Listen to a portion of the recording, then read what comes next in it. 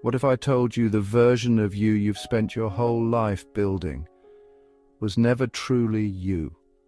What if the goals you chased, the roles you mastered, and the life you shaped with such care were all created by a self who only knew how to survive? There's a moment that no one talks about. It doesn't come with a breakdown. It doesn't announce itself with crisis. It arrives like fog at dawn, quiet, disorienting, impossible to ignore. You're doing what you've always done. Pouring coffee, answering emails, sitting across from someone who once made your chest rise with meaning. And then it hits you. I don't recognize this life. I don't recognize this version of myself. I feel like a stranger inside my own skin. That's when the voice begins, not the loud one. Not the one that keeps you on schedule and on brand. The other one, the voice that's been buried beneath ambition and image. The one you stopped listening to years ago. It doesn't scream, it doesn't beg, it simply whispers, "This isn't it." And you know it's telling the truth. Carl Jung believed this wasn't failure. It was the beginning of something sacred. He wrote, "We cannot live the afternoon of life according to the program of life's morning. For what was true in the morning will, at evening, have become a lie." This is that evening. The old truths are fading, the roles are losing meaning, the strategies that once worked now ring hollow, and beneath it all, a deeper part of you, older than your name, is beginning to stir. You feel like a stranger to yourself, because the identity you've worn no longer fits the shape of your soul. But here's the tragedy. Most people ignore this call. They double down, they chase novelty, they sign up for a reinvention package and call it growth. But the truth is, you can't upgrade a false self into an authentic one. You can only let it die. And that is what this moment is offering you. Not burnout, not failure, a funeral, a sacred burial for the life that was never fully yours. The irony? The more you resist this death, the more exhausting your life becomes, because you're not just tired, you're tired of pretending. You've outgrown the life you built while trying to be enough, and now you're being invited into something terrifying and holy, a life that fits you. Not the image you curated, but the soul you silenced to fit in. This isn't a midlife crisis, it's a midlife initiation, a portal, a threshold, a quiet rebellion against everything that ever asked you to shrink. And it starts the moment you say, "I don't know who I am anymore, but I'm finally ready to find out."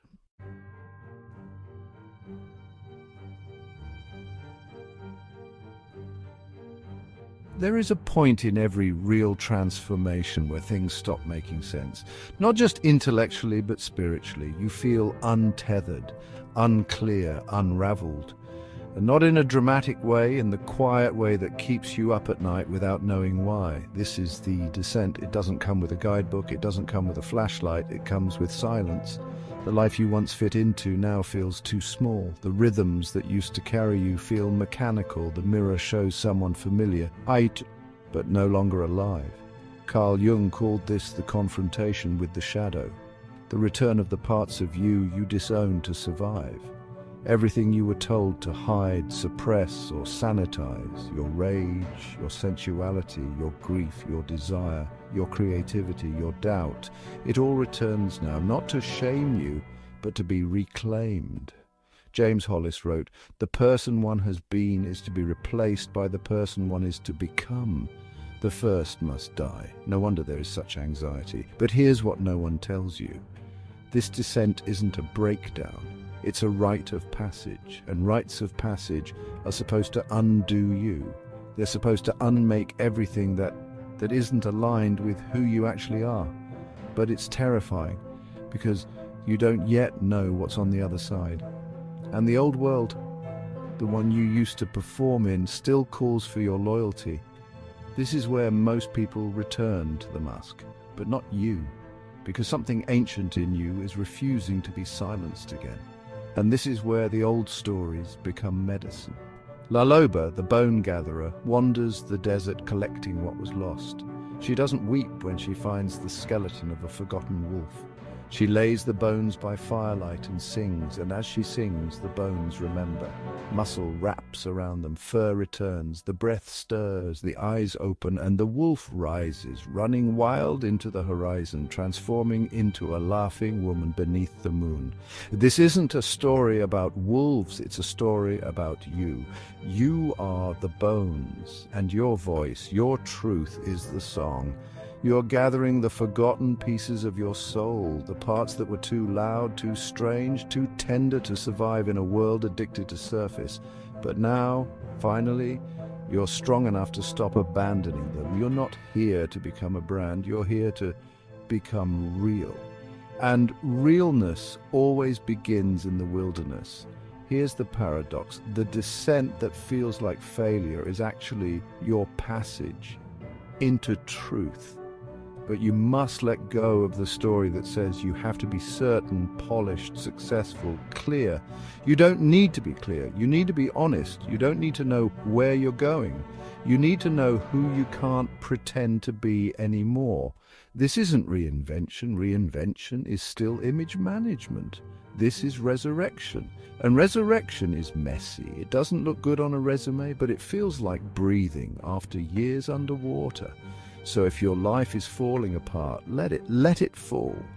Because what will rise from the wreckage is not a shinier version of who you were. It's the first true glimpse of who you've always been.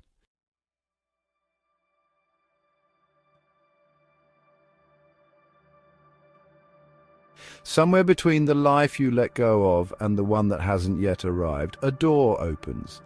And on the other side of that door is someone you barely recognize. They have your eyes, your voice, your scars, but they carry something you've forgotten how to name. You don't know whether to trust them, because they look like everything you once tried to hide. This is the sacred confrontation, the moment when the self you exiled comes back, not with vengeance, but with memory. Carl Jung called it the return of the shadow, not a monster, not evil, but the unlived life. The parts of you buried so deeply they stopped knocking until now. This is not the self that got you praise. This is the self that was too wild, too emotional, too honest to survive in the persona you built. And now that the structure of that persona is collapsing, this stranger steps forward. They don't shout, they don't argue, they just wait. They wait for you to stop resisting, to stop performing, to stop pretending that the ache inside you isn't real. James Hollis said, "The true self seeks expression and will not be denied. It will out. The only question is whether it will be conscious or unconscious. This is the moment you choose. And the choice is not between safety and chaos. It's between living half a life or risking everything for something true." And let me tell you a story. There's a man, 49 years old, partner at a firm and 2 kids, a house that looks like success from the outside. For months, he's been losing sleep. He doesn't know why, nothing's wrong, but something feels hollow. One morning on the drive to work, he misses his exit. He keeps driving past the turnoff, past the office, past the version of himself that knows what he's supposed to do. And for the first time in years, he doesn't turn around. He pulls over at a rest stop and just sits. Silence. No music, no podcast. Just the hum of everything he's been avoiding. And in that silence, he meets himself. Not the achiever, not the provider, the man behind all that. The stranger in the mirror. And for the first time, he lets himself ask, who am I if I stop trying to be impressive?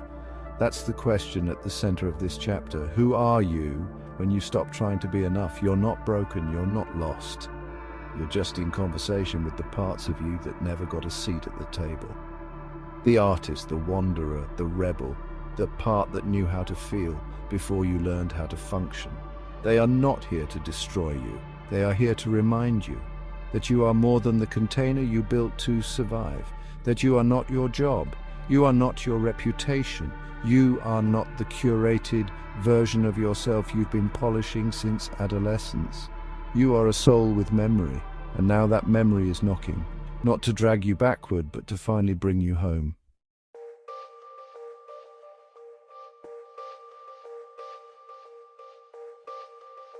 There is a moment in the transformation process that no one warns you about.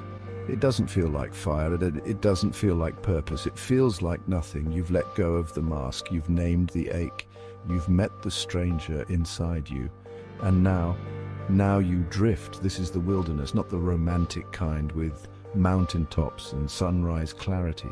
The real kind, the one with no clear direction.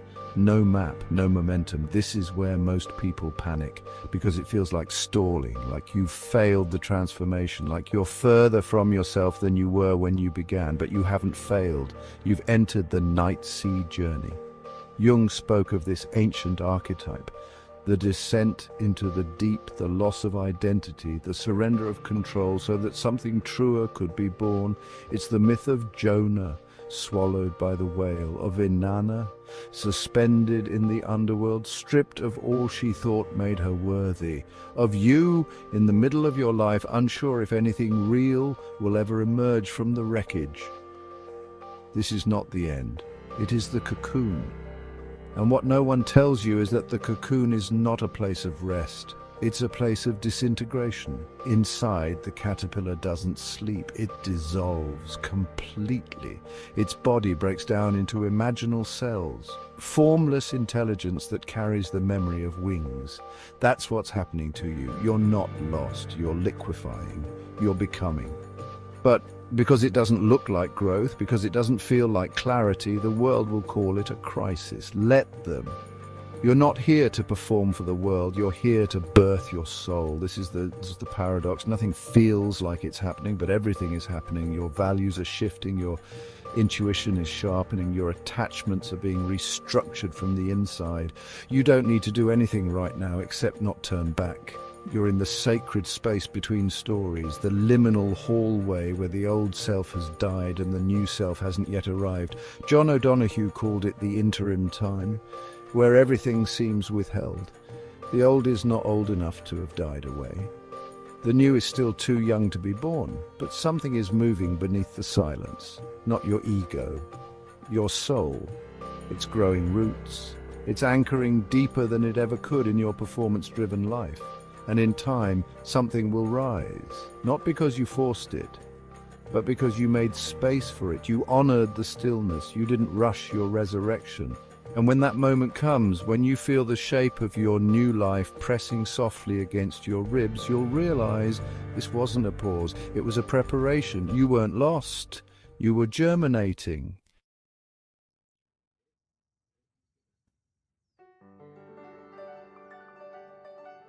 Not all rebirths come with revelation. Some begin in silence, not with a rush of clarity or a new 5-year plan, but with the faintest sense that your breath is no longer fighting you, that the ache has shifted, that you can be in your life without needing to perform it.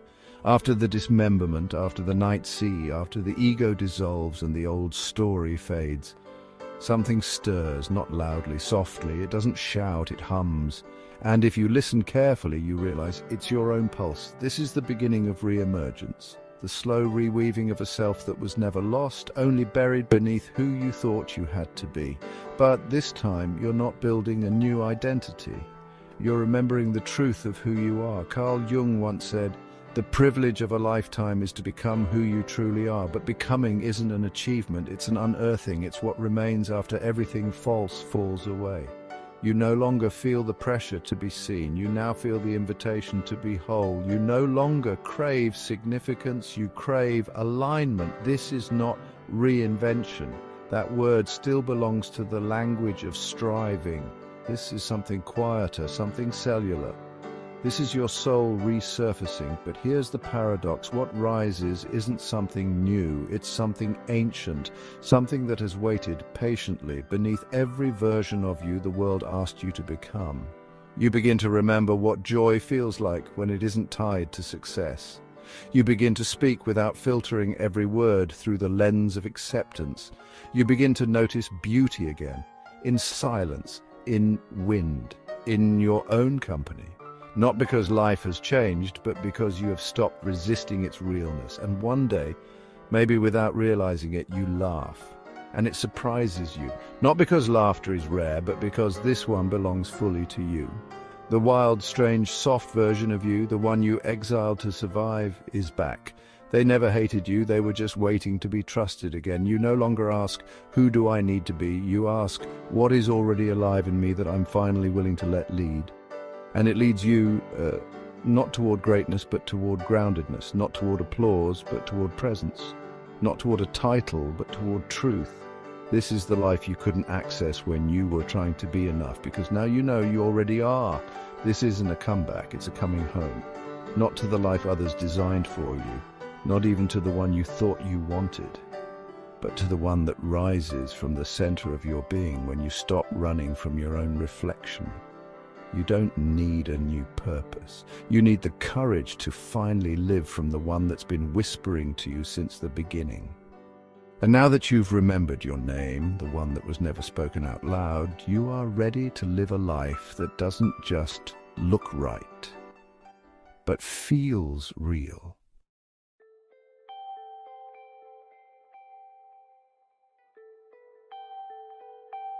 There comes a time when you realize you were never supposed to live a life without friction. You were meant to be broken open, not once, but again and again, by the force of your own becoming. And midlife is not a detour from that. It's the moment you're finally awake enough to begin it. This is the second half, not of a career or a calendar or a timeline, but of your relationship to your soul. And the rules here are different. You no longer build yourself through image. You shape yourself through integrity. You no longer chase meaning, you embody it. You no longer decorate your life to impress, you hollow it out to breathe.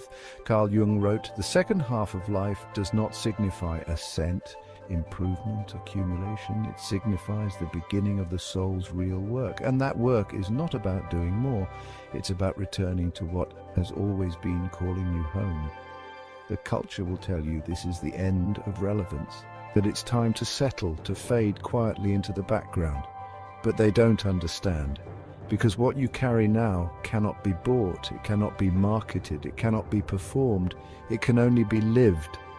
You are no longer someone who needs to be told what to do, you are someone who listens and trusts. The soul does not traffic in certainty, it speaks in direction, it doesn't ask for hustle, it asks for devotion. And as you follow it, you begin to see the landscape of your life differently. The wound you once tried to hide becomes the place you offer healing to others. The failures you once carried like shame become thresholds that teach compassion. The silence you once feared becomes the language of your deepest knowing. This is the gift of the second half. Not that it's easy, but that it's real. Not that it's full of answers, but that you finally stopped needing them. You realized that all along what you were looking for wasn't a different life or a new version of yourself. It was permission to live the life that had been waiting beneath the noise. The life where you are no longer managing the performance of being someone, you are being someone, fully, deeply, honestly. And if that scares people, that's okay. You didn't come here to be understood by everyone, you came here to be true. So if this journey spoke to something you couldn't name, but always felt, tell us where you are in it. Are you unraveling? Are you dissolving? Are you slowly remembering the sound of your own voice? Speak it below, because there's someone else out there, standing in their own dark forest, wondering if they're the only one, and maybe your voice is the light that brings them home. You were never lost. You were never late. You were only waiting for the right moment to remember. You were always the soul you were looking for.